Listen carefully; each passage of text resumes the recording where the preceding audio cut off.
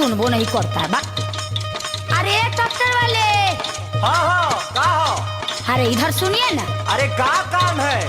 अरे जोतने के लिए बुला रहे हैं। हाँ तो जोत देंगे। अरे आइएगा तब ना। देखिए यही खेत है, यही आपको जोतना है। लेकिन देखिए भाभी जी, सुबेरे का टाइम है, अभी बोहनी नहीं हुआ है। ओहो, कैसन ट्रैक्टर वाला है, जोताई किया नहीं, अब पहले पैसा मांग रहा है। अरे तो कौनो बात नहीं, जोता थे ना। हाँ ला भाव जाई तो आज जोताई हो गल, चला पैसा निकाला। अरे यही खेत आप जोते हैं, ऐसी ही जोताई होता है। अरे तापन खेतवा ना देखत हूँ। कान खोल के सुन लो, एक पैसा ना मिली। अरे बाप रे बाप, इत गजबे बतियाओ तो हो। काम करावले के बाद कहतू पैसा भी न दे। काले राली की बोहनी मत बिगड़िया। ऐसा पैसा भूल जाओ, एको नहीं देंगे। ऐसे कैसे भूल जाए? ए तर्को मत, सुनो। मीठा मीठा बोल के तू मुझको फंसाया, मीठा मीठा बोल के तू मुझको फंसाया, मीठा मीठा बोल के तू मुझको फंसाया।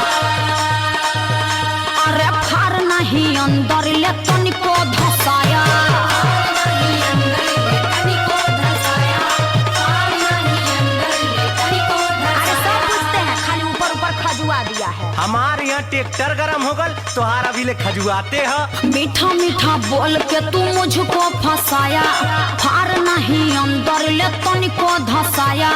खेत मेरा जोता है पैसा, अच्छा खेत मेरा जोता है पैसा, जोताई नहीं दूंगी एको पैसा। खेत मेरा जोता है पैसा, जोताई नहीं दूंगी एको पैसा। खेत मेरा जोता है पैसा, जोताई नहीं दूंगी एको पैसा। अरे तो गजबे बतियावत हो। करवा के आज जब काम निकल गल त गुंडई करत हूँ।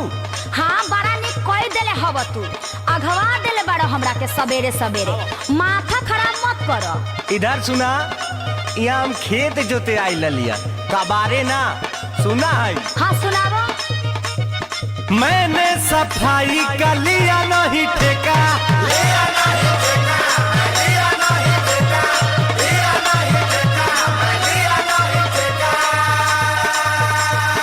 अतना खराब मैंने खेत नहीं देखा, खेत नहीं देखा, ऐसा खेत नहीं देखा, खेत नहीं देखा, ऐसा खेत नहीं देखा।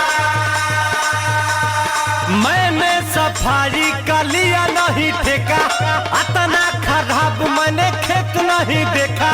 घास जमी जंगल के जैसे, अरे हमरा से ने केहू के नहीं खे। घास जमी जंगल के जैसे, जोताई को